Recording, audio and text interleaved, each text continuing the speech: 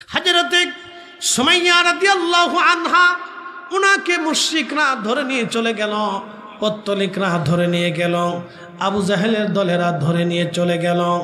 আবু জাহেলের লোকেরা ধরে নিয়ে যাওয়ার পরে হযরত সুমাইয়া রাদিয়াল্লাহু আনহার হাত পা গুলি তারা বেঁধে ফেলল।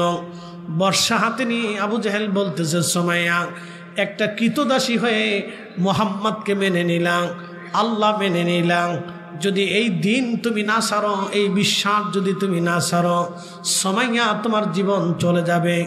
হযরত সুমাইয়া বলল, আবু জাহেল যেই কালেমা যে সত্য আমি হৃদয়ে ধারণ করেছি, আবু জাহেল জীবন চলে গেলেও এই ধর্ম আমি ছাড়তে পারবো না।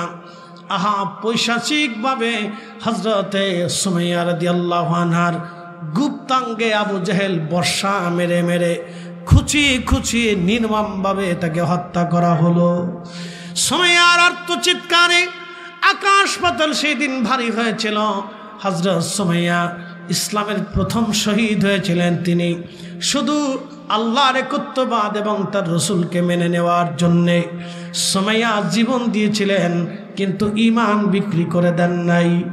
শাহাদাতের পূর্ব সময় পর্যন্ত সুমাইয়া কেঁদে কেঁদে বলতেছিলেন, ইয়া রাব, যে ঈমান আমি গ্রহণ করেছি এই ঈমান যেন আমার কলিজা থেকে বের হয়ে না যায়।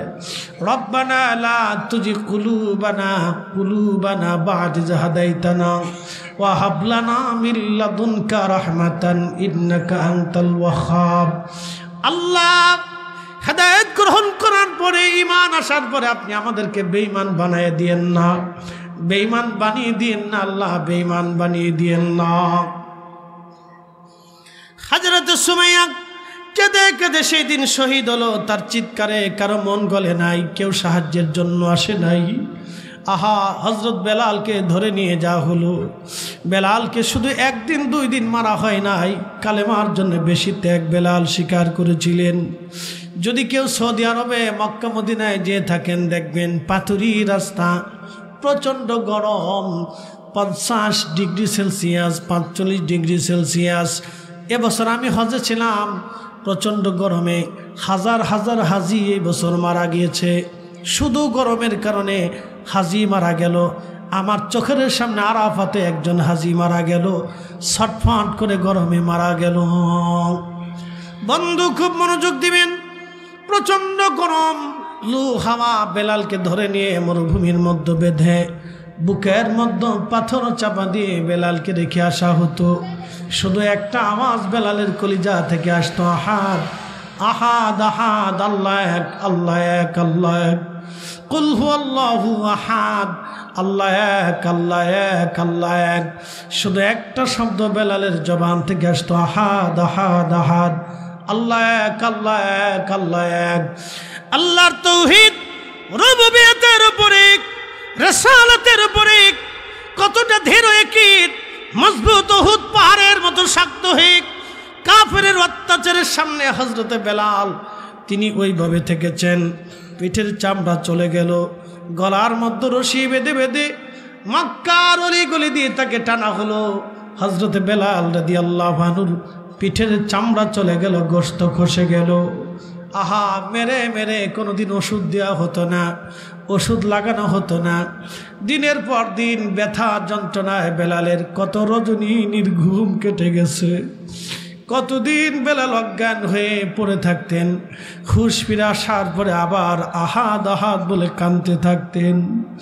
এইভাবে দিনের পর দিন, মাসের পর মাস, সপ্তাহের পর সপ্তাহ চলে গেল বেলালের অত্যাচার। সহ্য করতে না পেরে বললেন, মনিব, একেবারে আপনি আমাকে জানে মেরে ফেলে দেন, আর সহ্য হচ্ছে না আমার।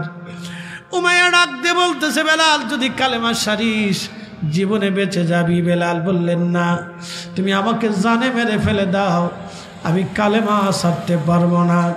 উমাইয়া বলল, কালেমা যেহেতু ছাড়বি না, তোকে একবারে মেরে ফেলবো না, তিলে তিলে তোকে মারবো। হযরত বেলালকে তিলে তিলে শাস্তি দেওয়া হলো, তিলে তিলে শাস্তি দেওয়া হয়েছে। যুগে যুগে যুগে যুগে এরকম কালেমাতুত তাওহীদের জন্যে, আহা রিসালাতের জন্যে কতজনের পিঠের চামড়া চলে গেল, জীবন চলে গেল। ইমাম আহমদ ইবনে হাম্বল জেলখানার ভিতরে শুধু একটা আকীদার জন্যে, বিশ্বাসের জন্যে তার পিঠের চামড়া তুলে নেওয়া হয়েছিল। প্রত্যেক দিন জেলখানার ভিতর থেকে বের করে 10টা করে চাবুকের পিটুনি তার পিঠের মধ্যে দেওয়া হতো। আহা, 4টা বছর করে 10টা করে চাবুকের পিটুনি যদি দেয়, 4 বছরে কত শত হাজার বাড়ি তার পিঠের মধ্যে গেছে। তারপর ইমাম আহমদ ইবনে হাম্বল বলতেন, হ খলিফা, যেটা আল্লাহ বলে নাই, রসুল বলে নাই, সেটা আমি বলবো না। চিৎকার মেরে জোরে বলেন আল্লাহু আকবার। পিঠের মধ্যে ঘা হলো, গোশত পচে গেল, কলতানি পড়ত। ওইভাবে ইমাম আহমদ ইবনে হাম্বল নামাজ পড়তেন। লোকেরা বলল, হুজুর, কোন দলিলে রক্ত পড়া অবস্থায় আপনি নামাজ পড়েন? ইমাম আহমদ ইবনে হাম্বল ডেকে বললেন, হে লোকেরা, হযরত ওমর তার শরীরে পেটের মধ্যে ছুরিকাঘাত করার পরে রক্তক্ষরণ অবস্থায় 3 দিন হযরত ওমর নামাজ পড়েছেন। হযরত ওমর যদি রক্তক্ষরণ অবস্থায় 3 দিন নামাজ পড়তে পারেন, তাহলে আহমদ ইবনে হাম্বল কেন নামাজ ছেড়ে দিবে বলো? আমার রক্তক্ষরণ অবস্থায় নামাজ ছাড়তে পারবো না আমি। তারা ইমানদার। ওই জেলখানার ভিতরে আমার নবীজি তার সঙ্গে সে 80 বার স্বপ্নে কথা বলে গেছে। একবার জোরে বলা যাবে কি আল্লাহু আকবার? আমার নবী কতবার আসছে? হ্যাঁ, আসতে হলো কেন? জোরে বলেন। 80 বার আমার নবী স্বপ্নে আসছে। ইমাম আহমদ ইবনে হাম্বলের সাথে জেলখানার ভিতরে নবী কথা বলে গেলেন। 80 বার আসছে নবী। সহিহ বুখারীতে আসছে, মান রাআনি ফিল মানামি ফাকাদ রাআল হক, রামাহুল বুখারী কিতাবুর রুইয়া। নবী বললেন যে আমাকে স্বপ্ন দেখলো, বাস্তব আমি নবী দেখছে। নবী নিজে আসে, ছবি আসে না। নবী নিজে স্বপ্নে আসেন, নবী নিজে স্বপ্নে আসেন। নবীর জায়গা নবী আছে, আপনার চোখের জায়গা চোখ নাই। কথা কন না কেন? আমি আপনি দেখি না, সেটা চোখের দোষ। এটা আমার জিন্দিগির আমলের দোষ। রসুলের জায়গা রসুল আছে। 80 বার স্বপ্ন দেখা গেছেন। ইমাম আহমদ ইবনে হাম্বল রাহিমাহুল্লাহ পিঠের গোশত চামড়াগুলি পচে গেল।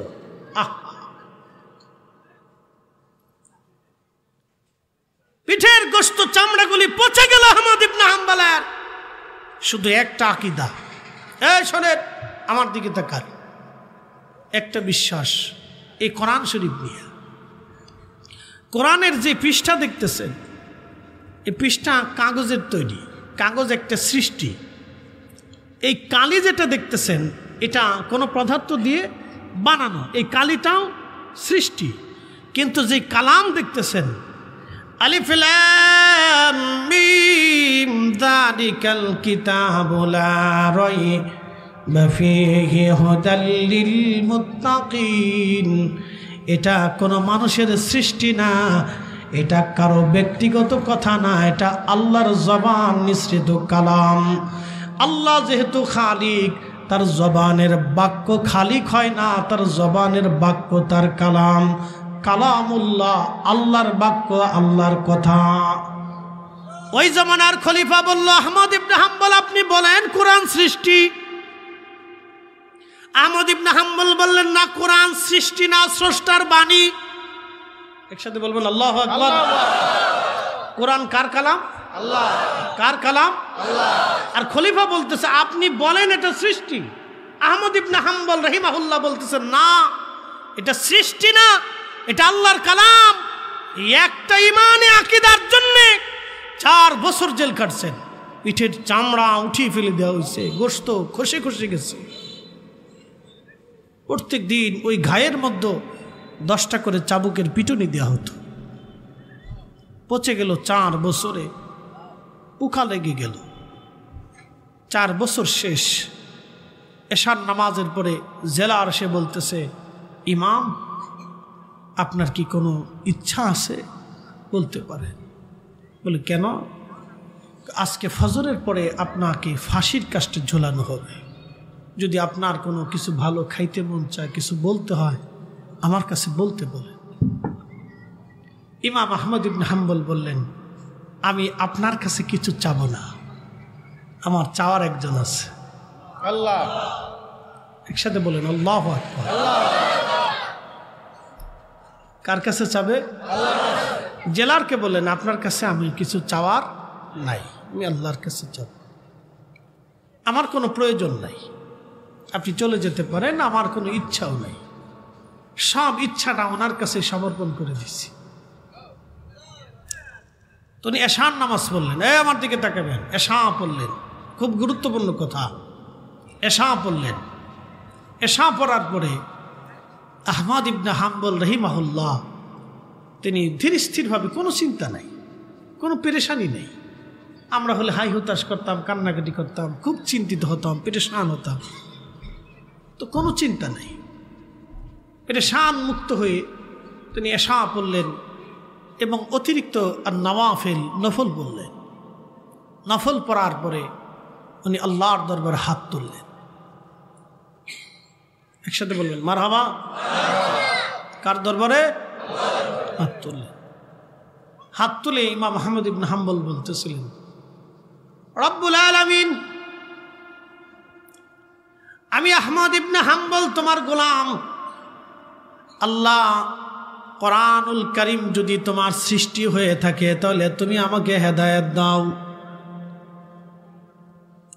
আল্লাহর কোরআন যদি তোমার কালাম হয়ে থাকে, এই জালিম 4 বছর ধরে আমাকে জেলখানার মধ্যে মারতেছে, 4টা বছর ধরে আমি একটা অভিযোগ নিয়েও তোমার দরবারে হাত বাড়াইনি। আল্লাহ, আজকে শুনলাম সে আমাকে হত্যা করবে, ইয়া রাব্বি, জালিম থেকে তুমি আমাকে মুক্ত করে দাও।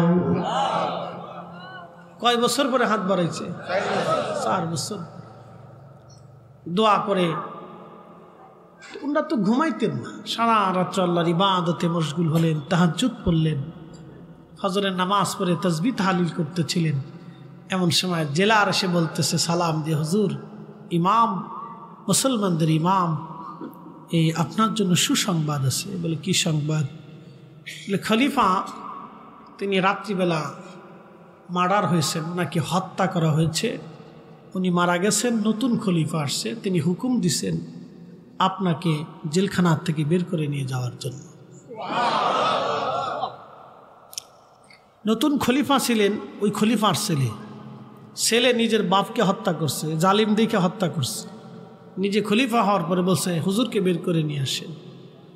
তো হুজুরকে বের করে নিয়ে রাজ্যের খেলাফতের সবচেয়ে বড় চিকিৎসক আনলেন, এনে বললেন হুজুরের পিঠের মধ্যে যে ঘা আছে, পচা গোশত আছে, আপনার জীবনের সর্বোচ্চ মেধা দিয়ে চিকিৎসা করবে, যদি হুজুরের কোনো ক্ষতি হয় তা আপনার দেহ থেকে মাথা বিচ্ছিন্ন করবে। চিকিৎসককে বলে দিলেন। তো চিকিৎসক দেখলেন যে গোশত পচে গেছে। কি হয়েছে? পচে গেছে। পচা পচা গোশত কেটে কেটে কেটে কেটে আলাদা করে তারপরে চিকিৎসা। বুঝতে পারছি? যুগে যুগে এইভাবে কালেমার জন্যে, ইসলামের জন্য, দ্বীনের জন্যে বহু মানুষের গোশত, চামড়া, দেহ, জীবন খসে গেছে, কিন্তু তারা মিথ্যার কাছে মাথা নত করে নাই। ঠিক কিনা বলে? মাথা নত হবে না। এক জোরে বলেন ঠিক কিনা? وَخَلَقْنَاكُمْ مِنْ ذَكَرٍ وَأُنْثَى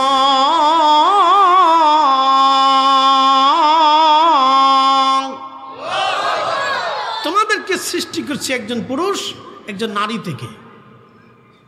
এই জন্য আপনাদেরকে বলি বৈবাহিক বন্ধনটা যেন পবিত্র হয়।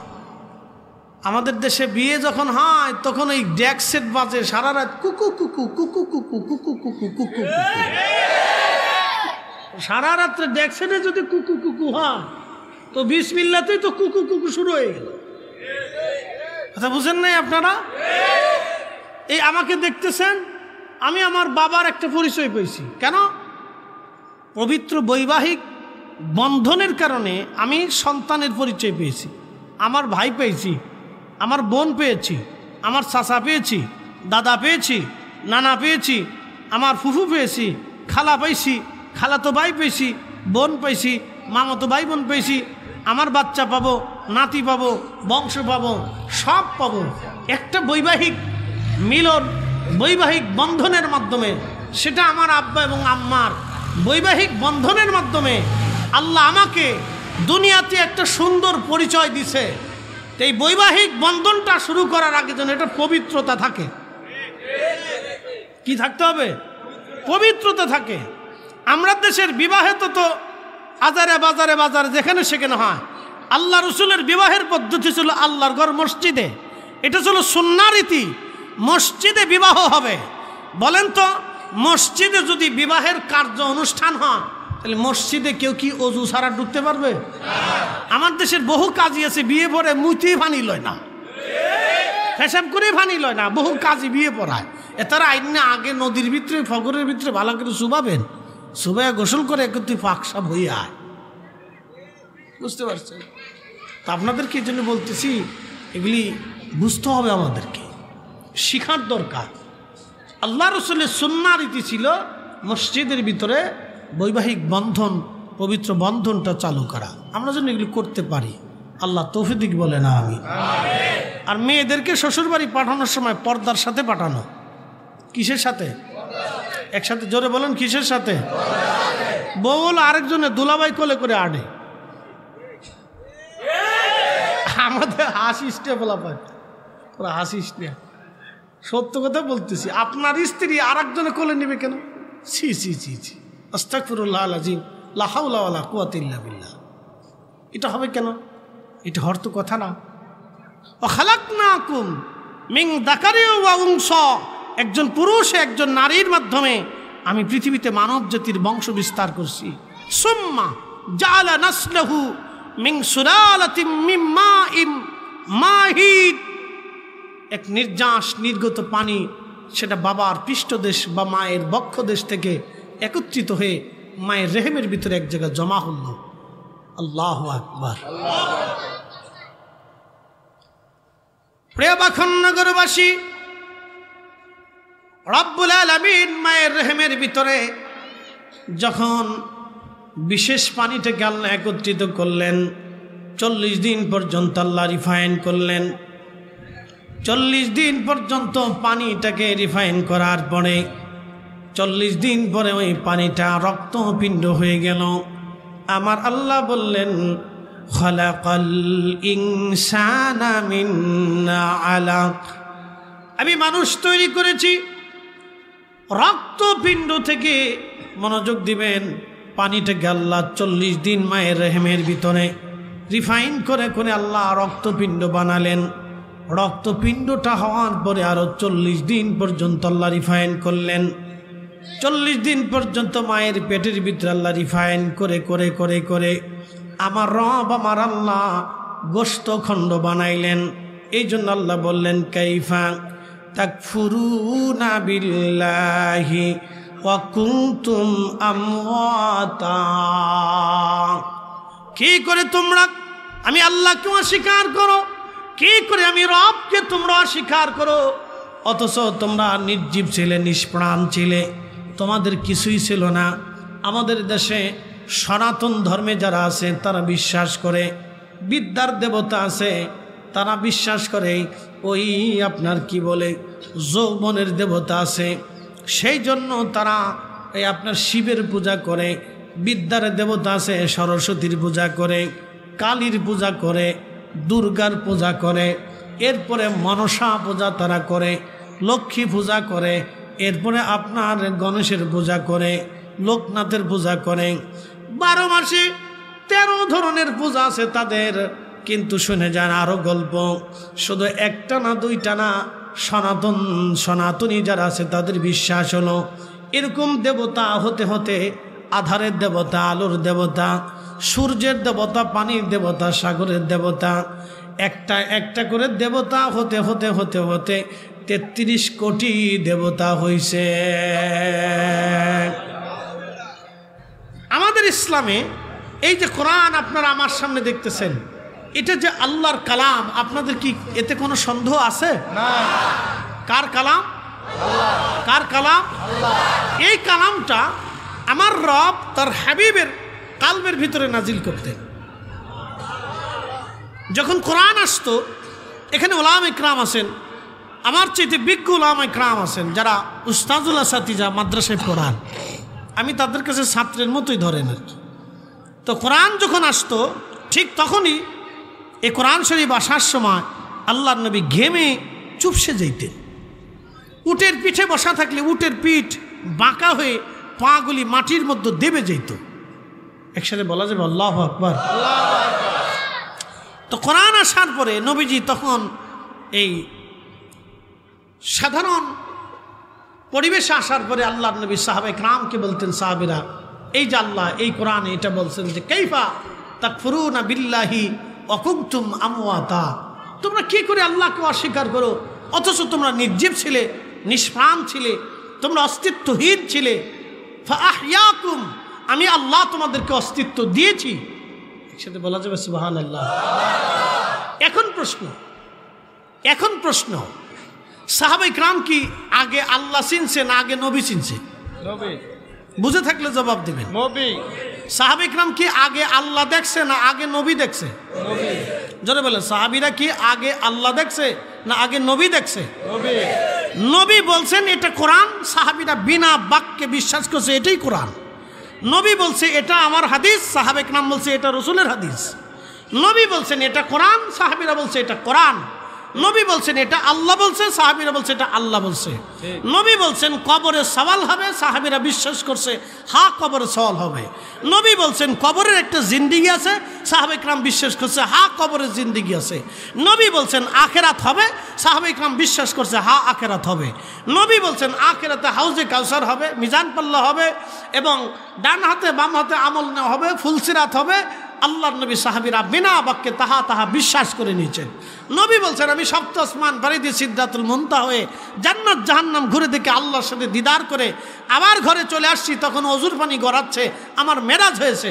সাহাবায়ে কেরাম বিনা বাক্যে বিশ্বাস করে নিয়েছে। কথা কোন ঠিক না বেঠে? সাহাবীরা আগে নবী মানছে। জোরে বলেন, জোরে বলেন। আগে রাসূল মানছে।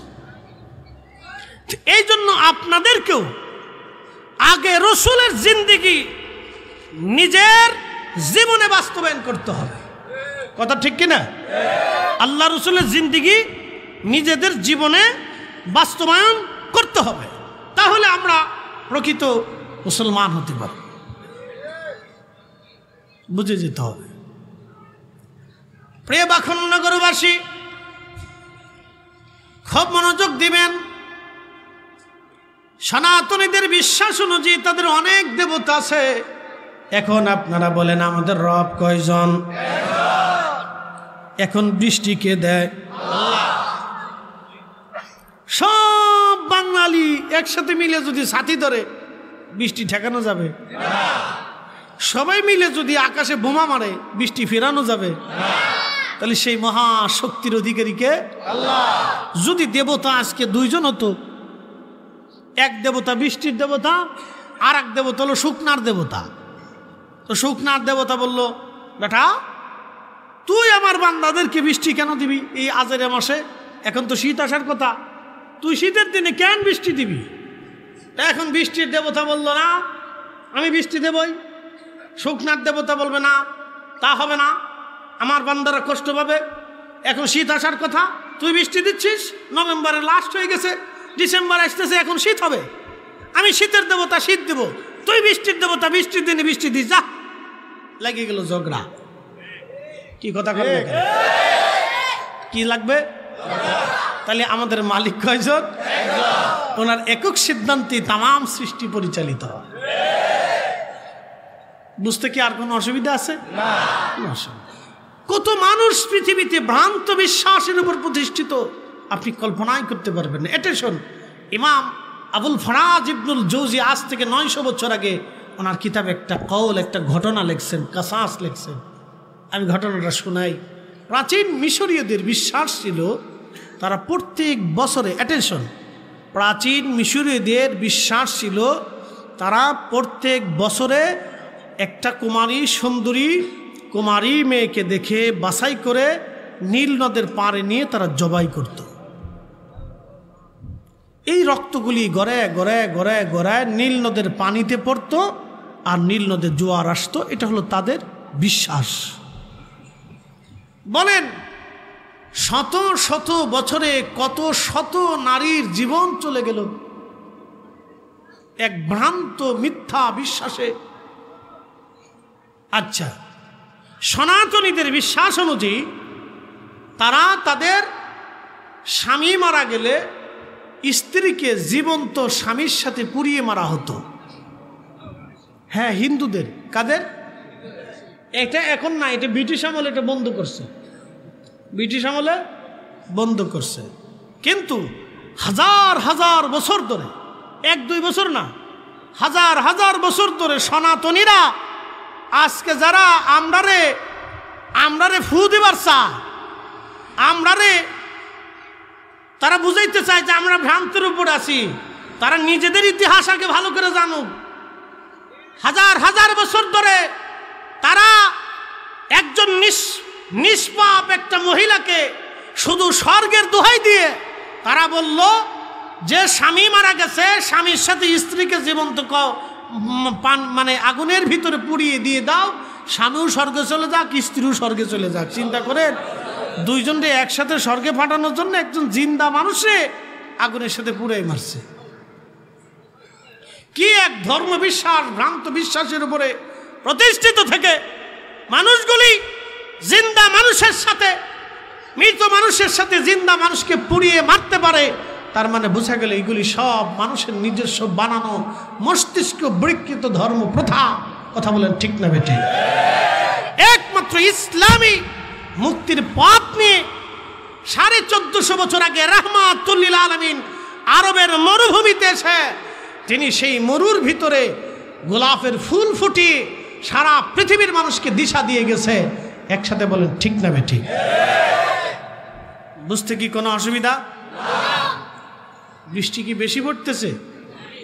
তো পড়ুক না, উনি যদি দিয়া খুশি হয় আমরা পাইয়া খুশি। 4টা রহমত আসে, 4 রহমত। কয় রহমত? 4 রহমত। একটা বৃষ্টি, একটা মেয়ে সন্তান, আর একটা মেহমান, আর শরীরের রোগ। মানব শরীরে 3500 রোগ আছে, 3500। আপনার আমাদের শরীরে সবসময় একটা না একটা রোগ লেগেই থাকবে, ছোট হলেও থাকবে, বড় হলেও থাকবে। আপনি কখনোই রোগ মুক্ত থাকবেন না। যদি রোগ মুক্ত থাকতেন তাহলে ফেরাউন হয়ে যেতেন। আল্লাহ দিয়ে রাখে, দিয়ে আপনারে দুর্বল করে আল্লাহ তার নিজের দিকে রুজু করে রাখে। তা না হলে ফেরাউন হয়ে যায়, বলতে না না রব্বুকুমুল আলা, আমি বড় খোদা। বুঝতে পারছেন? ফেরাউন হয়ে যেত মানুষ। প্রিয় বাখরনগরবাসী, ভ্রান্ত বিশ্বাসের উপরে প্রতিষ্ঠিত থেকে মিশরবাসীরা প্রত্যেক বছরে একজন কুমারী নারীকে তারা হত্যা করত। প্রাচীন মিশরীরা তাদের প্রথা অনুযায়ী মুসলমানরা মিশর দখল করলেন। সেনাপতি আমর ইবনুল আস রাদিয়াল্লাহু আনহু মিশর দখল করে নিয়ে যখন মিশরে ইসলামী হুকুমত প্রতিষ্ঠিত করলেন, তখন খলিফাতুল মুসলিমিন হযরত ওমরের জমানা চলতেছিল। আল্লাহর নবী বললেন, ফালাইকুম বিসুন্নতি, তোমরা আমার সুন্নাহ মানবে, ওয়া সুন্নাতিল খুলাফায়ে রাশিদিন আল মাহদিন, আমার সুন্নাহের পরে তোমরা আরেকটা সুন্নাহ মানবে। আমার হেদায়েতপ্রাপ্ত খলিফা আবু বকর, ওমর, উসমান, আলী, এই 4 জন যাহা সিদ্ধান্ত নিবে তাদের জীবন চরিত্র তোমরা মেনে নেবে। একবার জোরে বলা যাবে কি মারহাবা?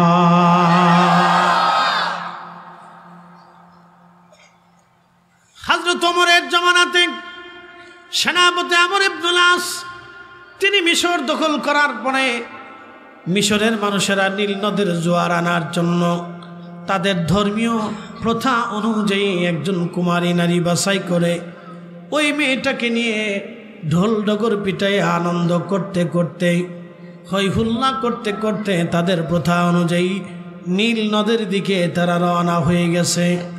আপনি একটু চিন্তা করেন তো, আপনার মেয়েটাকে মানুষেরা আনন্দ করে করে ধরে ধরে নিয়ে যাচ্ছে, আর বিরাট বড় আগুন জ্বালায়া আপনার মেয়েটাকে সবাই ঢোল ডগর পিটাইয়া নাচে গে আনন্দ করে ওই আগুনের মধ্যে ফেলে দিয়ে তারা আগুনকে খুশি করার জন্য নিয়ে যাচ্ছে। এরকম যদি একটা ধর্ম বিশ্বাস পৃথিবীতে হয়, তাহলে আপনি নিজেই চিন্তা করেন এটা কত বড় অমানবিক। সনাতনীরা স্বামীর সাথে তার স্ত্রীকে জীবন্ত আগুনে পুড়িয়ে মারল। ওই স্বামীর সন্তান, ওই মেয়ের সন্তান আছে, তাহলে সন্তানদের হৃদয়ের মধ্যে কেমন ব্যথা লাগলো যে বাবাও মারা গেল, আজকে মাও মারা যাবে। ওই মেয়েটাকে জীবন্ত আগুনের মধ্যে নিক্ষেপ করার সময় তার ভাইয়ের কলিজাটা কেমন লাগলো, আজকে বোনটাকে জীবন্ত কবর আজকে আগুনের মধ্যে পুড়িয়ে মারা হবে। ইসলাম অমানবিকতা শিখাই নাই, ইসলাম মানবিকতা শিখিয়েছে। ইসলাম আপনাকে ইনসাফ শিখিয়েছে। আল্লাহর নবী আপনাকে হক শিখিয়েছেন, বেহক শিখান নাই। আল্লাহ কোরআনে বললেন, ইন্নাল্লাহা ইয়া'মুরু বিল আদলি ওয়াল ইহসানি ওয়া ইতা'i যিল কুরবা। আমি রব্বুল আলামিন তোমাদেরকে হুকুম প্রদান করলাম, তোমরা পৃথিবীতে ন্যায় করবা, অন্যায় করবা না। যেটা ন্যায়সঙ্গত সেটা করবা, কখনোই তোমরা অন্যায় করবা না। অন্যায়কে সমর্থন করবা না, অন্যায়কে তোমরা প্রশ্রয় দিবা না। মিশরের মানুষগুলি আনন্দ করতে করতে কুমারী মেয়ে নিয়ে যাচ্ছে নীল নদের পারে, আজ তাকে হত্যা করা হবে। তাহলে বুঝেন তো মেয়েটার হৃদয় কেমন লাগতেছিল। সেনাপতি আমর ইবনুল আস রাদিয়াল্লাহু আনহু তিনি জানলেন। তিনি জানার পরে সৈন্যবাহিনী নিয়ে দ্রুত গতিতে ঘোড়া দাঁড়িয়ে তিনি মিশরের নীল নদের পাড়ে যাই সবাইকে ডাকতে বলেন, হে মিশরবাসী, আজকে যদি একটা নিরাপরাধ কুমারী মেয়েকে তোমরা যদি কতল করো, তাহলে আমর ইবনুল আসের তলোয়ার দেখতেছ, তোমাদের গর্দান থেকে সব গর্দান আমরা তলোয়ার দিয়ে ফেলে দিব। এই নিরাপরাধ কুমারী মায়েকে আমরা হত্যা হতে দেব না, তার জীবন নষ্ট হতে দেব না। এটা মুসলমানের দেশ, এটা আল্লাহর আইনে দেশ চলবে। অতএব তোমাদের এই ধর্ম বিশ্বাস আজাইরা মিথ্যা, এইগুলি দিয়ে আজ চলবে না। একবার জোরে বলা যাবে কি আল্লাহু আকবার।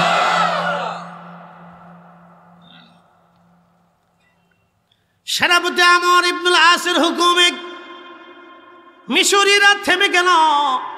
থেমে যাওয়ার পরে বলতেছে, হে সেনাপতি আমর ইবনুল আস, তোমরা দখল করেছো ঠিক আছে, কিন্তু আমাদের ধর্ম বিশ্বাস হলো এই কুমারী মেয়েটাকে জীবন্ত যখন আমরা জবাই করব, তারই জবাই করার পরে তার রক্তটা নীল নদের মধ্যে পড়বে, আর নীল নদের মধ্যে জোয়ার আসবে। তোমরা যদি এই কুমারী মেয়েকে হত্যা করতে না দাও, তাহলে আমরা মিশরীরা বললাম নীল নদের জোয়ার এনে দাও। করছে না চ্যালেঞ্জে, জোয়ার এনে দাও।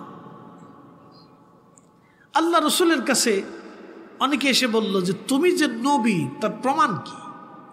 বলে কি প্রমাণ চাও? ওস্তাদ হাকিম লিসাহিহাইনের ভিতরে আসছে, ইমাম হাকিম রহিমাহুল্লাহ হাদিস কানা লেখছে। বেদুইন এসে কেন আপনি নবী, তার প্রমাণ কি? বলে কি প্রমাণ চাও? বলে যে ওই গাছ যদি হেঁটে হেঁটে এসে আপনার কালেমার সাক্ষ্য দেয়, তাহলে বুঝবো আল্লাহ আছে এবং আপনি নবী। শোনেন, আপনাদেরকে একটা কথা বলে যায়, আজ নবীদেরকে আল্লাহ মুজেজা কেন দিছে? মুজেজা না হলে নবীরা দিন প্রতিষ্ঠিত করতে পারত না। দিন প্রচারে মানুষ আল্লাহ যে আছে এই কথা মানুষ বিশ্বাস করত না। মুজেজা দেখাইয়া আল্লাহ নবী কালেমার দিন মানুষের কলিজা পর্যন্ত পৌঁছাইছে।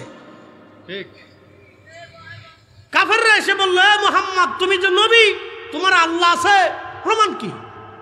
বলে কি প্রমাণ চাও? বলে আকাশের চাঁদ যদি দ্বিখণ্ডিত করে দেখাইতে পারো তাহলে মানবো আল্লাহ আছে। একসাথে বলবেন আল্লাহু আকবার। তো আল্লাহ নবী বলেন চলো দেখাবো।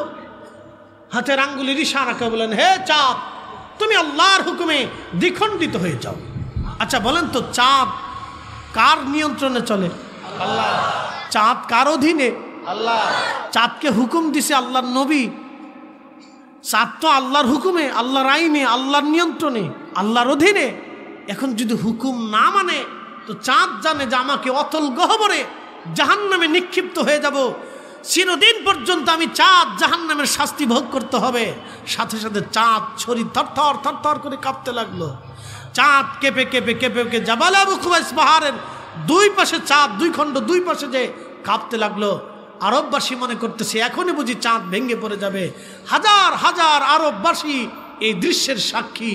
আবু জাহেল ডাক দেখাবে, মক্কাবাসী শুনছিস, ভাতিজা কিন্তু তোদের চোখের মধ্যে জাদু মারছে, চাঁদের জায়গা চাঁদ ঠিকই আছে। ওর কপালে হেদায়েত আছে না। আবার কেউ কেউ মেনে নিল। এই জন্য নবীদেরকে আল্লাহ মুজিজা দিছে আর অলিদেরকে আল্লাহ কারামাত দিছে। যদি শাহজালাল ইয়ামানি যাই নামাজ দিয়ে নদী পার না হতেন তাহলে বাংলাদেশে কালেমার স্বাদ বুঝতেন না। খাজা বাবা আজমিরি রাহিমাহুল্লাহ যদি আনা সাগরের পানি লুটার ভিতরে না আসতেন তাহলে কালেমার স্বাদ কি জিনিস এটা বুঝতে পারতেন না। যেন অলিদেরকে আল্লাহ কারামত দিছে। আপনার এগুলিকে অস্বীকার করার সুযোগ নাই, কোনো সুযোগ নাই। যেন এগুলি কোরআন সুন্নাহর ভিতরে, আমাদের কারো এগুলি অস্বীকার করার কোনো রাস্তা নাই। প্রিয় উপস্থিতি, এগুলি বুঝতে হবে আমাদেরকে। আল্লাহ কেন এগুলি দিছেন, এগুলি দেওয়ার পিছনে রহস্য আছে। নবী বললেন, তুমি যা বলো গাছরে আসতে কর, বলো রসুল তোমাকে ডাকছে, আমাকে বলতে হবে না। বেদুইন যাকে গাছ, রসুল তোমাকে ডাকছে। গাছ ডান দিকে এক মুসুর দিছে, বাম দিকে এক মুসুর দিয়ে শিকড় দিয়ে হেঁটে হেঁটে আল্লাহর নবীর সামনে চলে আসছে। আচ্ছা বলেন তো, গাছ এসে তার জবান খুলে গেল, গাছ কি হাঁটার জিনিস না বসার জিনিস? ওটা তো জড় বস্তু, এক জায়গায় বসে থাকবে। গাছ হেঁটে হেঁটে রসুলের সামনে আসছে, বেদুইন আশ্চর্য হয়ে দাঁড়াইছে, এটা কি হলো? তো আল্লাহর নবী বললেন, গাছ তুমি সাক্ষ্য দাও। গাছের জবান খুলে গেল, গাছ বলে, আশহাদু আল্লাহ ইলাহা ইল্লাল্লাহু ওয়াহদাহু লা শারীকা লাহু, আমি সাক্ষ্য দিচ্ছি আল্লাহ ব্যতীত আর কোনো ইলাহা নাই, কোনো রব নাই। 33 কোটি আর 32 কোটি কোনো দেবতা বলে কিছু নেই। আমি সাক্ষ্য দিচ্ছি আল্লাহ ব্যতীত আর কিচ্ছু নেই, আল্লাহ ব্যতীত কোনো রব নেই। আমি আরো সাক্ষ্য দিচ্ছি তিনি এক একক, এবং সাক্ষ্য দিচ্ছি তার কোনো শরীক নেই। একসাথে বলবেন আল্লাহু আকবার। ওয়া শাহাদু, এবং আমি আরো সাক্ষ্য দিচ্ছি আন্না মুহাম্মাদান আবদুহু ওয়া রাসূলু, ইনি সেই নবী, তিনি মুহাম্মদ আল্লাহ রসুল এবং আল্লাহর বান্দা সাল্লাল্লাহু আলাইহি সাল্লাম। একসাথে বলবেন আল্লাহু আকবার। গাছে সাক্ষ্য দিছে। কে সাক্ষ্য দিল? গাছে দিয়ে ফেলছে। এখন বেদুইন কয়, হুজুর আরেকটু কাজ আছে। দেখছেন নি দিল কত শক্ত, কত পাথরের মতো শক্ত দিল, আরেকটু আছে। বলে কি? গাছে যদি হাইটা জায়গা মতো যায় তাহলে বুঝবো সত্য। নবী বললেন, গাছ তোমার জায়গায় তুমি চলে যাও।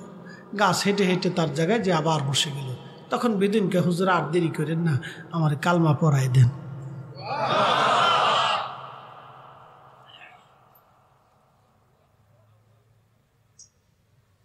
আপনাকে এই জন্য নবীদেরকে আল্লাহ মুজিজা দিয়েছেন, সব নবীদেরকে মুজিজা দিয়েছেন। কোন নবী মুজিজা বিহীন ছিল না। কারণ আল্লাহ বিশ্বাস করাইতে মানুষকে মুজিজা দেখাইতে হয়েছে। আল্লাহ যে আছে এটা বিশ্বাস করাইতে মুজিজা দেখাইতে হয়েছে। তারপরেও মানুষ বিশ্বাস করতে চায় না যে আল্লাহ আছে।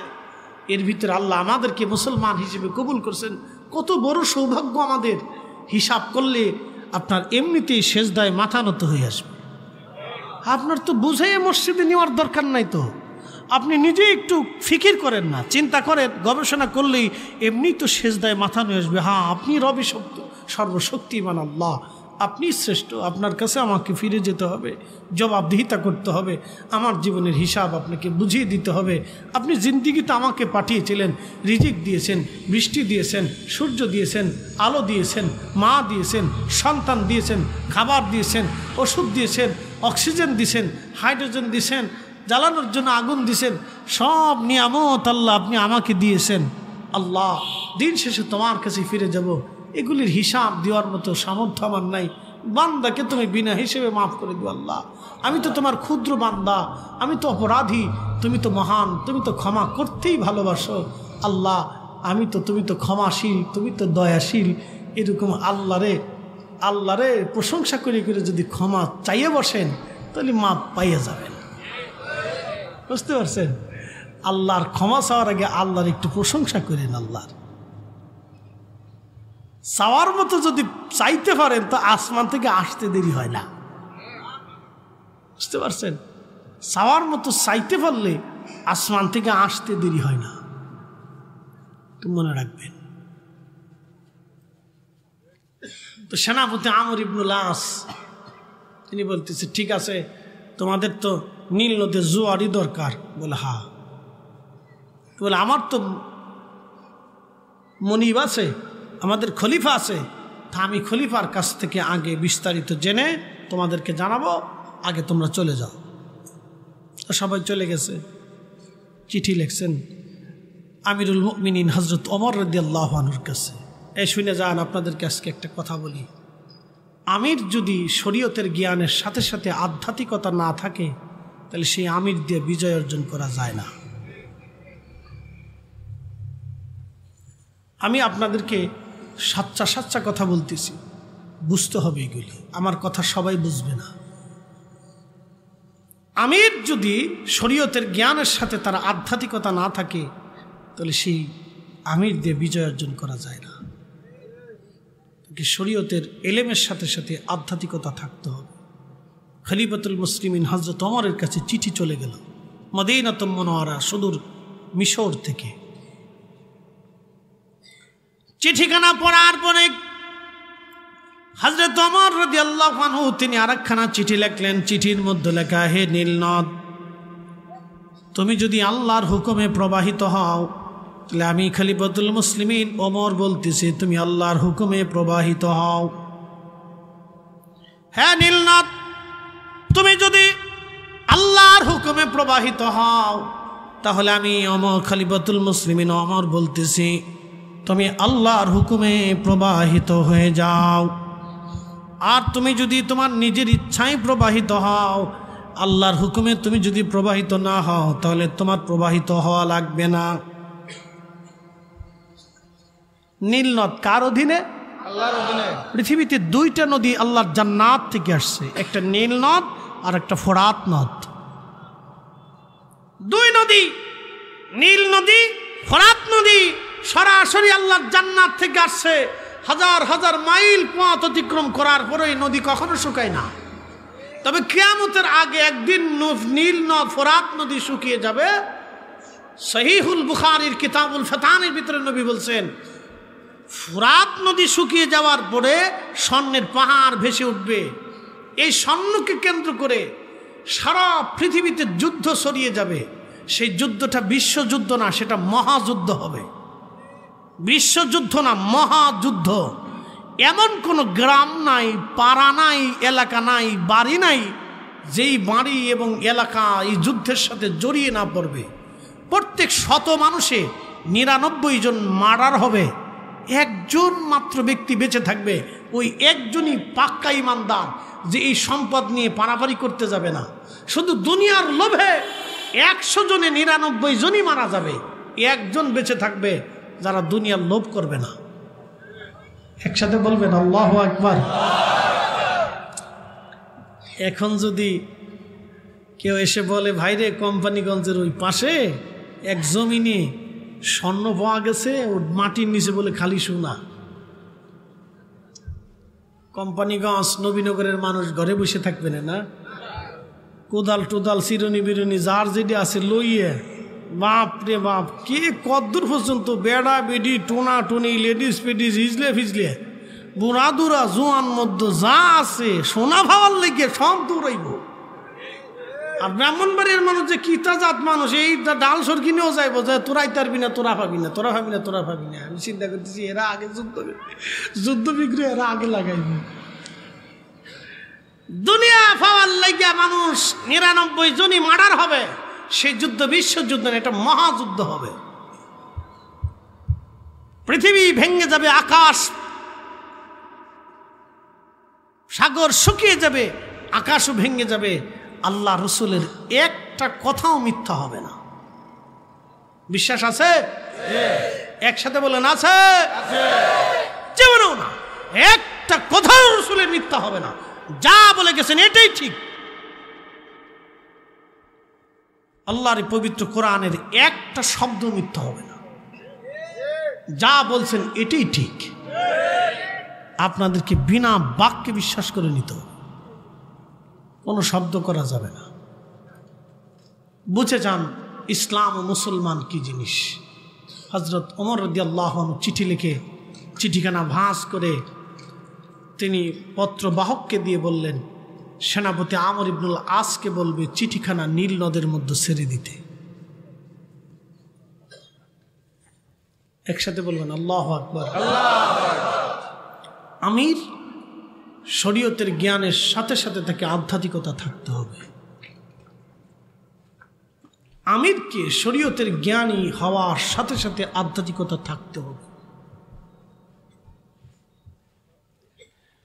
হযরত আমার চিঠিখানা লিখে দেওয়ার পরে ইমাম আবুল ফারাজ ইবনুল জৌজি লেখেন, চিঠিখানা যখন দিয়ে দিলেন বার্তাবাহক চিঠিখানা এনে সেনাপতি আমর ইবনুল আসকে দিলেন। তিনি চিঠিখানা নিয়ে নীল নদের মধ্যে চলে যেয়ে নীল নদের মধ্যে চিঠিখানা ছেড়ে দিয়ে চলে আসলেন। জোয়ার এসে গেল, আর কোনো দিন 1400 বছর মুসলমান পার হয়ে গেল। 1400 বছর পার হয়ে গেল। আজ এই 1400 বছরের ইতিহাসে একটা দিনের জন্য আর কোনো কুমারী মেয়ের জীবন দিতে হয় নাই। নীল নদে জোয়ার এসে গেল, কোনো দিন আর জোয়ার আনার জন্য নতুন করে কোনো কন্যা সন্তানের জীবন আজ পর্যন্ত যায় নাই। একবার জোরে বলা যাবে আল্লাহু আকবার। তেলের গাড়ি তেলে চলে,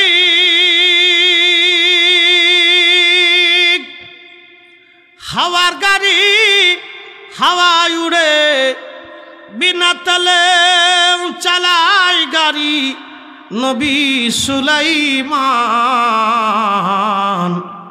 আমরা সেই মুসলমান, আমরা সেই মুসলমান।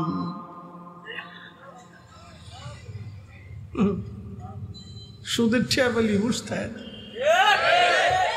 আর ঘুষ তো মনে হয় যে এটা একবারে মাসিক বেতন হয়ে গেছে, কিছু মনেই করে না। গুন্নে গুন্নে বাচ্চে বাচ্চে লয়, টিহার ভিতরে জাল টিহা আছে নাকি দেখে লয়। এটা যদি শোনেন, আমি আপনাদেরকে একটা কথা বলি বাবাজি, এগুলি যদি আমাদের রাষ্ট্র থেকে একবারে কবর না দেওয়া যায়, কোনোদিনও আমাদের সুখ হবে না। কবর দিতে হবে, কবর, মাটির ভিতরে কবর দিয়ে দিতে হবে। ঘুষ, দুর্নীতি, অপরাধ প্রবণতা, হটকারিতা, বাটপারি, সিটারি মাটির ভিতরে কবর দিতে হবে। কবর না দেওয়া পর্যন্ত এদেশে কখনো শান্তি হবে না। কবর দিয়ে দিতে হবে, তা না হলে শান্তি হবে না বাবা। আপনি যাই দেখেন আমেরিকানরা ঘুষ খায় না, দেখেন তো তাদের ওই অধিক যায় জিজ্ঞেস করেন, অনেকের বাবার পরিচয় নেই। ডোন্ট মাইন্ড, উন্নত বিশ্বগুলি তারা বয়ফ্রেন্ড গার্লফ্রেন্ড, এই আপনারা যারা মেসির ভক্ত আছে তারা শুভ সংবাদ শুনে নেন, এই মেসি বিয়ে করার আগে 2 বাচ্চার মালিক হয়ে গেছে। আমি কোনো পক্ষটক্ষ না, আমি ব্রাজিলও না আর্জেন্টিনাও না, আমি ফুটবল খেলা দেখব না, মন চলি একটু দেখে দেখি না চলি না, অত টাইম নাই আমার। আমি ঘুমানোর টাইম পাই না, আরও ছাতা দেখবো কোন সময়, বুঝছেন না? আমি তো ঘুমানোরও টাইম পাই না।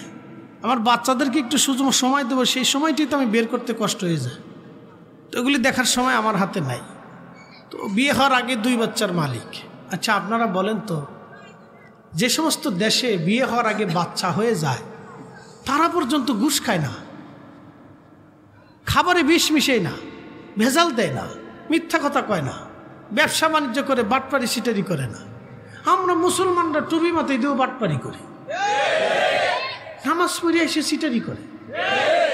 আমি এক দোকান থেকে মাল কিনতে গেছি আমার ফরিদপুরে, বেচারা টুপি টুপি মাথায় দিছে, ভালো চিন্তা করলাম যে বড় জুব্বার কাপড় দেবে। তো জুব্বার কাপড় কিনে আনছি, দেখে পছন্দ হয়েছে, বললাম কালার টালার উঠবে নি। হুজুর আল্লাহর কসম কোনো চিন্তার কারণ নেই, যান বাড়ি এনে পাঞ্জাবি টাঞ্জাবি বানাইয়া প্রথম 2-4 দিন গায়ে দেওয়ার পরে ধুইতে গেছি, ধোয়ার পরে দেখি পাঞ্জাবি আর পাঞ্জাবি নাই। কালার চেঞ্জ হয়ে গেছে। তো ধরে নিয়ে গেলাম যে কী ব্যাপার, আপনার বিশ্বাস করে জিনিসটা দিলাম, কে হুজুর এই ভুলে হয়ে গেছে। আমি আচ্ছা ঠিক আছে, ভুল যেহেতু হয়েছে তার কি করে আছে, এরকম আছে। জানেন এ দেশে খাসির গোশতের বদলে কুত্তার গোশত চালায় দেয় হোটেলগুলিতে, 2 পয়সা লাভের জন্য মরা মুরগি চালায় দেয়। আহা, আপনি কল্পনা করতে পারবেন একজন মুসলমান আর এক মুসলমানকে ইচ্ছা করিয়া হারাম জিনিস খাওয়াইতেছে 2টা পয়সার জন্য। কতটা অসুস্থ মানসিকতা আপনি একটু চিন্তা করেন, কতটা অসুস্থ মানসিকতা, কতটা অসুস্থ মানসিকতা এদের ভিতরে। ছি, লজ্জা করে। আমি কোনো হোটেলে খাই না খেয়ে থাকি, 2টি রুটি খাই, ওই হোটেলে যায় সবজি টবজি খাই। আমি কোনো হোটেলে গোশ মোশ এগুলো কিচ্ছু খাই না। কতটা অসুস্থ মানসিকতা। আমি ভুটান গেছি, তো যাই দেখি আপনার ফাস্টফুডের দোকানে খুব বড় বড় বোতল সাজানো। আমি বললাম এটা কি? হুজুর লাল পানি। বুঝেন নাই আপনার? হ্যাঁ, লাল পানি। তা আমি চিন্তা করলাম, আমি বললাম না, এই হোটেলে আমি খাবো না। তো পরে বহুত কষ্ট করে ভুটান থেকে জয়গা আসছি, ভারতের জয়গাতে আসার পরে একটা মুসলিম হোটেল ছিল, এই মুসলিম হোটেলে এসে তারপরে খাইছি গরুর গোশত দিয়ে। তো তারা কিন্তু মদ সাজায় রাখছে ওপেনে, আর আমরা মুসলমানরা মরা মুরগি খাওয়ায় গোপনে। ওরা ওপেনে রাখছে যে তুই খালি খা, না খেলে চলে যা। কথা ঠিক আছে না? খাইলে খা, না খেলে চলে যা। কিন্তু আমরা চিন্তা হলো তো খাওয়াই দিচ্ছে মরা মুরগি, পচা মুরগি, হারাম জিনিস খাওয়াই দিতেছে। এগুলো আমাদের দেশে এই ধরনের অনেক অসুস্থ মানসিকতা আছে, একবারে নিকৃষ্ট অসুস্থ মানসিকতা। কবে পরিবর্তন হবে জানি না। এই ধর্মীয় অনুষ্ঠানগুলি ওয়াজ নসিহত যদি না হইতো, কত যে খুন খারাপি, মারামারি, ধরাধরি, অকাম কুকাম দেশে হইতো তার হিসাব ছিল না। এই ওয়াজ নসিহত শুনে কিছু মানুষ বুঝে যে না এটা অন্যায়, এটা ন্যায়, ঠিক আছে না? এই ওয়াজ নসিহত চলার দরকার, এগুলো হওয়ার দরকার। এগুলোর থেকে কিছু শেখা যায়, বোঝা যায়। তো একসাথে বলেন, আমরা কার কাছে ফিরে চলে যাব? কোনো সন্দেহ আছে কি? সন্দেহ, আমরা আল্লাহর কাছে ফিরে চলে যাব। তো সেনাপতি আমর ইবনুল আস নদীর ভিতরে চিঠি ছেড়ে দিয়ে চলে আসলেন। নীল নদে জোয়ার আসলো, আর কোনোদিন সেই জোয়ার আনার জন্য দ্বিতীয়বার কোনো জীবন্ত কুমারী মেয়েটার জীবন দিতে হয় নাই। তাহলে বলেন, ইসলাম আছে, আল্লাহ আছে, কোনো সন্দেহ নেই। এত পরিশুদ্ধ দিন, এত সুন্দর জীবন ব্যবস্থা আপনি কোথায় পাবেন? আর কোন জায়গায় খুঁজে পাবেন? রসুলের প্রত্যেকটা জিন্দেগি আপনি দেখেন তো, মেসাক থেকে শুরু করে আপনি আমাদের দিকে তাকান তো, আমরা হুজুর আলেমুল আমাদের দিকে তাকান। এই মসজিদের ইমাম সাহেবের বেতন কত? আজকে হিসেব দিই, 8,000, ভালো হইলে 10,000, আবার কোন মসজিদে 3,000 টাকা বেতন আছে। আমি ফরিদপুরে এক মসজিদের মাহফিলে গেলাম, বললাম আমরা তো দাওয়াত করে আনছেন, ঠিক আছে বুঝলাম, তো হুজুরি বেতন কত? যা মাসে উঠে ওইটা হিসাব করে দিই। আমি কত উঠে? 3,000 উঠে, 5,000 উঠে, 2,000 উঠে। আপনার মানুষ না গরু না খাসি? হুজুরি কথা বললেন কি? আমি বললাম যে এত মুসল্লি থাকা সত্ত্বেও আপনার ইমামের বেতন যদি 3,000 হয়, আমি বললাম বিড়ির দাম কত? হুজুরি একটা বিড়ির দাম 10 টাকা। আমি যে একজন বিড়ি কয়টা খায়? 1 প্যাকেট খায়। বলে 1 প্যাকেটে কয়টা থাকে? অনেকে 15টা থাকে, 18টা থাকে, 20টা থাকে, যাই হোক। আমি বললাম যে 10টাই থাকো, 10টা যদি প্রত্যেক দিন বিড়ি খায় তাহলে প্রত্যেক দিন খরচ হয় 100 টাকা, তো মাসে চলে গেল 3,000 টাকা। তো একজনের বিড়ির খরচাই 3,000 টাকা, আর ইমামের বেতন মাসে 3,000 টাকা। কথা বুঝেন নাই মনে হয়? একজনে বিড়ির পিছনে খরচা করে কত, আর ইমামের বেতন কত? ওই বেটা দাও কোরাল নিয়ে যে আপনার গলার মধ্যে যে ছুরি ধরে কয় নাই যে বাড়ি করে যা আছে দিয়ে যা না। আপনি সব থেকে বুঝেন যে 6,000 টাকায় একজন ইমামের জীবনে কি হয়, তার পরিবারে কি হয়, তার বাচ্চা আছে, সন্তান আছে, স্ত্রী আছে। তার স্ত্রী তো আমাদের বোন হবে। তা আমাদের এই বোনটার জীবনে তো একটা আশা আকাঙ্ক্ষা থেকে আমি স্বামীর পক্ষ থেকে কিছু পাই। তার একটা সন্তান আছে, সে আমাদের হয়তো ভাতিজা হবে না, ভাগ্না হবে। তো সন্তানটার তো একটু আশা থাকে যে আব্বা আমার জন্য ভালো কিছু কিনে নিয়ে আসবে। আপনি বলেন, আপনি ইনসাফ থেকে বলে যান, ভাই আমার এই জন্য এগুলো বুঝতে হয় ভাই। কিছু কিছু বিষয় আছে ইনসাফ থেকে বুঝতে হয়, হৃদয় থেকে বুঝতে হয়, বুঝছেন না? তাই আমি কি বলবো, বলার তো কোনো ভাষা নাই। মসজিদ কমিটিরও তো দোষ দিতে পারি না, হুজুর মুসল্লিরা টাকা দেয় না, মুসল্লির বিড়ির টাকা চলে, পানের টাকা চলে, খালি ইমামের টাকাটাই চলে না।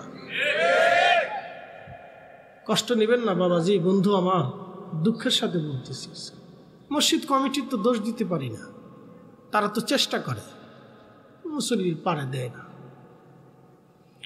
100 টাকা করে মাসিক ধার্য করছে, 6 মাসে দেয় না। ঈদের সময় এসে 12 মাসেরটা দিবার যায়, তো অর্ধেক দেয়, আর অর্ধেক বাকি রেখে পরে দেবানি। পরে দিতে দিতে 10 বছর চলে গেছে, এখনো দেয় না। কিয়ামতের মাঠে মনে হয় দিবে আর কি, আশা করা যায়। এরকমই চলতেছে। কিয়ামতের মাঠে মসজিদ কমিটি হাল খাতা করবে, যারা যারা দিবার চাইছিলেন দিয়ে যান। আজকে শোনেন, আমি হাসতে হাসতে বলতেছি, হাসরের মাঠে কিন্তু হাসলে কাজ হবে না, সেদিন দাঁড়াইতে হবে, আল্লাহর আদালতে দাঁড়াইতে হবে, সেদিন জিজ্ঞাসিত হবে যে আমার একটা ঘর ছিল। ইন্না আউয়ালা বাইতিন উদিআ লিন-নাসি লাল্লাযী বিবাক্কাতা মুবারাকান হুদাল লিল আলামিন।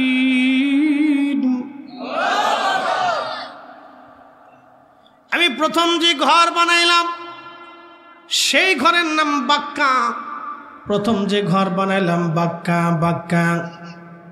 এই বাক্কাকে কেন্দ্র করে তাম পৃথিবীতে আমি আল্লাহ হেদায়েত ছড়িয়ে দেব। পৃথিবীর যেখানে মসজিদ আছে সেখানে হেদায়েত হবে, মসজিদ হবে না, হেদায়েত হবে না। আপনার বাড়ির মসজিদকে সম্মান করা মূলত আল্লাহর ঘর কাবাকে সম্মান করা।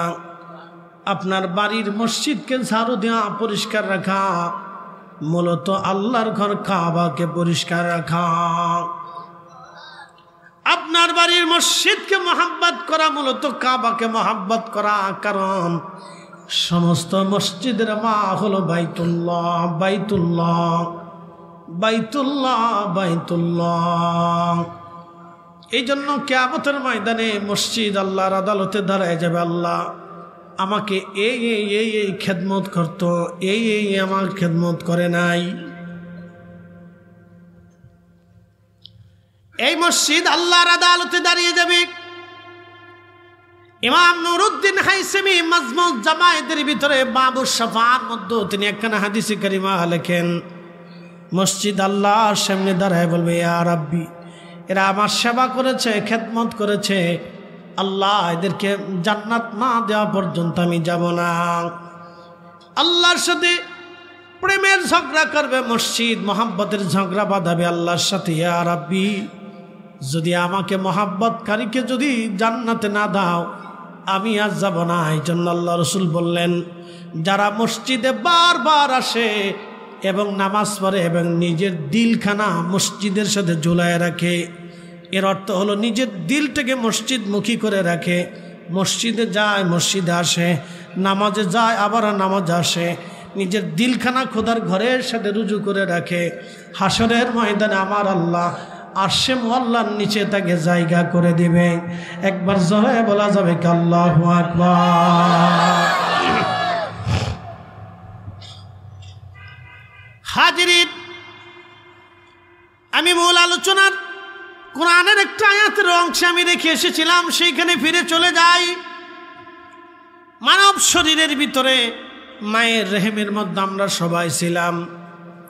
প্রথম 40 দিন পানিটাকে আল্লাহ রিফাইন করলেন, বাকি 40 দিন রিফাইন হলো রক্তপিণ্ড থেকে আল্লাহ গোশতখণ্ড বানাইলেন।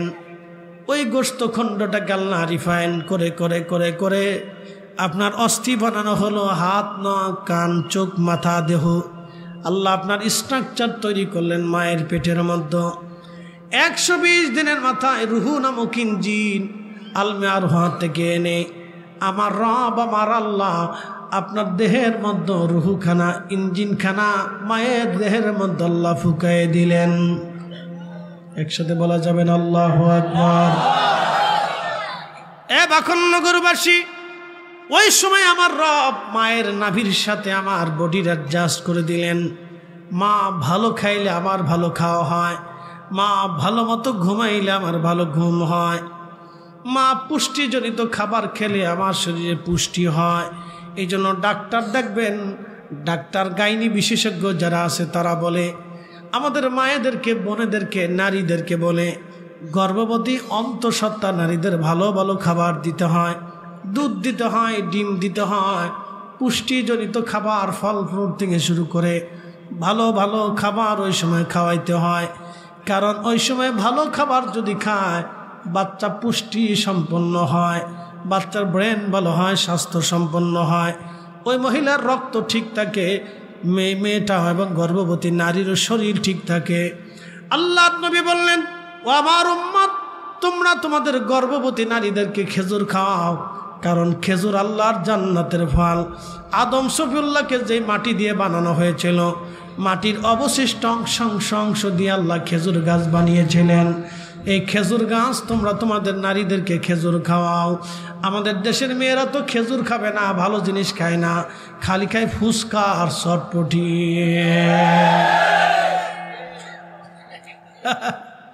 জাগা মতো বাইরে দিছি, আমার আর ভোট দিবে না জীবনে। কে হুজুরে ভোট দিতে, আমার ফুচকার উপরে হুজুরে নজর মেরে দিছে। হাই হাই, ফুচকা আর চটপটি। দেখেন, আপনি চিন্তা করেন, আল্লাহ রসুল খেজুর খেতে বলছে। কি খাইতে বলছে? খেজুর। খেজুর বাচ্চাদেরকে খেজুর খাওয়াবে। আমাদের ছেলেরা তো খেজুর খায় না, ওরা খালি বিড়ি টানে। এইবার ঠিক আসতে হয়ে গেছে, বুঝলাম না ঠিক। আসিস নে ওলা ফাইন। খেজুর খাবেন, প্রতিনিয়ত খেজুর খাওয়া উচিত আমাদের। এটা পুষ্টি সম্পন্ন খাবার, খুব দারুণ খাবার। আল্লাহু আকবার। আল্লাহ রসুল বলছেন এটা বেহেশতের ফল। একসাথে বলবেন আল্লাহু আকবার। পৃথিবীতে সর্বপ্রথম গাছই হচ্ছে খেজুর গাছ। কি গাছ? আদম শফিউল্লাহকে বানানোর সময় আল্লাহ অবশিষ্ট মাটি দিয়ে খেজুর গাছ বানিয়েছেন। খেজুর গাছ, এই খেজুর ফলটা অত্যন্ত পুষ্টিকর। আপনি খাওয়ার সাথে সাথে পুরা শরীরে রন্ধে পুষ্টি ছড়িয়ে যায় 1 মিনিটের ভিতরে।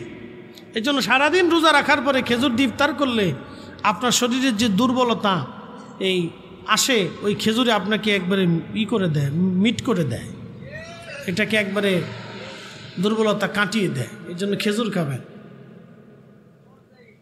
খেজুর খাওয়া দরকার।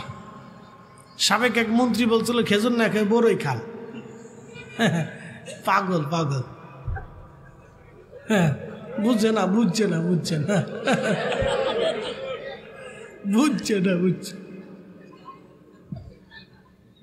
না যে কি জ্বালা আছে, বুঝছে না। প্রত্যেক মানুষ তার কৃতকর্মের ফল ভোগ করতে হয়, এটা সত্য, তাই না? সব কিছুর অতিরিক্ততা খুব খারাপ, কোনো ক্ষেত্রে না। আমাদের আসলে এগুলো করা ঠিক না। প্রত্যেক কিছুর অতিরিক্ত খারাপ, এটা ভালো না। এটা ভবিষ্যৎ অন্ধকার বয়ে নিয়ে আসে। পৃথিবীতে কেউ কোনো রাজা বাদশাহ অতিরিক্ত করে টিকতে পারে না, কেউ পারে না, সব অতিরিক্ত খারাপ। এই জন্য আপনাদেরকে বলবো, এখন হয়তো একটা পরিবেশে আসছে, যারা যে পর্যায়ে আছে কাউরে কষ্ট দিবেন না, দরকার নাই। হয়রানি করা, কষ্ট দেওয়ার এগুলো দরকার নাই। ফয়সালা আল্লাহ করে বাবাজি। কুলিল্লাহুম্মা মালিকাল মুলক, আল্লাহ বলছেন আমি মুলকের মালিক। তুতিল মুলকা মান তাশা ওয়া তানজিউল মুলকা মিম্মান তাশা। আমি ইচ্ছা করলে ক্ষমতা ছিনেই নেই, ইচ্ছা করলে আবার ক্ষমতা দিই। সাবেক রাষ্ট্রপ্রধান তিনি জানতেন না 1 ঘন্টা আগেও যে আমাকে দেশ ছেড়ে চলে যেতে হবে। কথা ঠিক কিনা? জানতেন। এটাই আল্লাহর ফয়সালা। যে কোনোভাবে সে চলে যাবে। চেঙ্গিস খানের মতো রাষ্ট্রপ্রধান টিকতে পারেনি, হালকা খান ধ্বংস হয়ে গেছে, নমরুদ ফেরাউনরা ধ্বংস হয়ে গেছে, পৃথিবীর বড় বড় জালিমরা ধ্বংস হয়ে গেছে। যাই হোক, যে দল করেন, যার দলের আদর্শ অনুযায়ী থাকবেন। ভিন্ন দলের, ভিন্ন মতের মানুষকে কষ্ট না দিই, আমরা তাদেরকে সহনশীলতার মাধ্যমে আমরা মিলেমিশে থাকি, এটাই ভালো। হিন্দু ধর্ম হোক, আমার দেশে ইসকনরা চায় তারা হিন্দুদেরকে উগ্র বানাইয়া মুসলমান হিন্দু দ্বন্দ্ব বাঁধাইতে। আমরা তো এগুলি ছিল না, আমার জন্মের পর থেকে আমরা দেখিনি।